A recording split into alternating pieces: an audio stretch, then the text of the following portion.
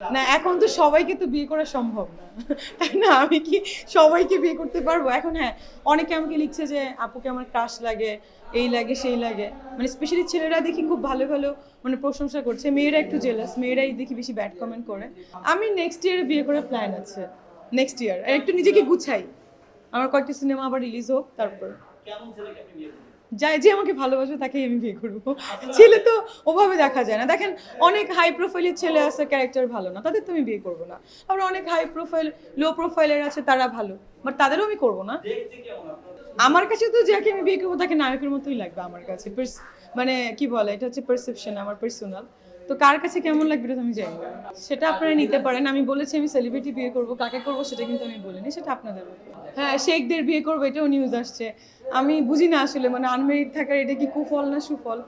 এই নিউজ করছে শেখদের বিয়ে করতে যাচ্ছি, এই নিউজ করছে যে কি জায়েদ খানের সাথে বিয়ে করতে যাচ্ছি, শাকিব খানের সাথে যাচ্ছি, তাসকিনের সাথে যাচ্ছি। আমি বুঝতেছি না আসলে আমি কাকে বিয়ে করছি। না গিফট করেছে সেটা না, মানে আমাকে, আমি যে ফোনই ইউজ করি আমাকে গিফট করে।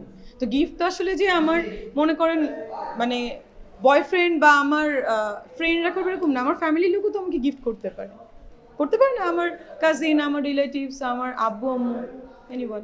আর আমি ব্র্যান্ডেড ড্রেস পরতে পছন্দ করি, আজকেও পরে আসছি, এভরিডে পরে আসি, শুটিংও করি এইভাবে। সব থেকে লাক্সারি করি সেটা বলিনি, আমি বলেছি আমি যেটা ইউজ করি একটু লাক্সারি হয়, ব্র্যান্ডের জিনিস হয়। সব থেকে লাক্সারি আমি কীভাবে ইউজ করব? লাইক এলভির লুই ভুইটনের একটা ব্যাগ আমি সেদিন দেখলাম দুবাইতে, যে ৮০ লাখ টাকা, একটা দেখলাম ২ লাখ টাকা, সরি ৮০ লাখ টাকা, দেখলাম ২ কোটি টাকা। সো আমি কিভাবে এগুলো ইউজ করবো? বা আমাকে গিফটও মনে হয় না এত এক্সপেন্সিভ গিফট এখনো কেউ দিবে।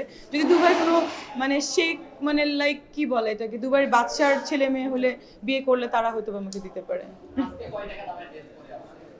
এটা একটা ব্র্যান্ডের গিফট পেয়েছিলাম দুটো ঈদে। এটা কত ৭০-৮০ হাজার হতে পারে।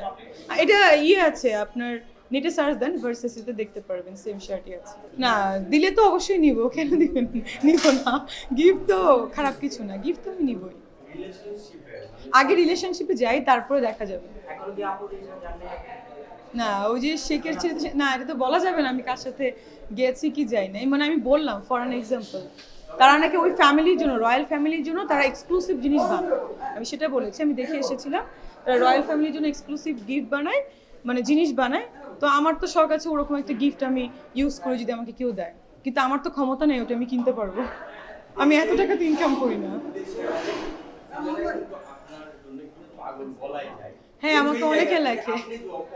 মানে দুবাইয়ে শেখদের মানে শেখের কোন ছেলেকে যদি বিয়ে করেন বা সম্পর্ক যান, আমাদের বাংলাদেশি ছেলেরা তো মানে সেই জায়গাটা না, এখন তো সবাইকে তো বিয়ে করা সম্ভব না, তাই না? আমি কি সবাইকে বিয়ে করতে পারবো? এখন হ্যাঁ, অনেকে আমাকে লিখছে যে আপুকে আমার ক্রাশ লাগে, এই লাগে সেই লাগে। মানে স্পেশালি ছেলেরা দেখি খুব ভালো ভালো মানে প্রশংসা করছে, মেয়েরা একটু জেলাস, মেয়েরাই দেখি বেশি ব্যাড কমেন্ট করে।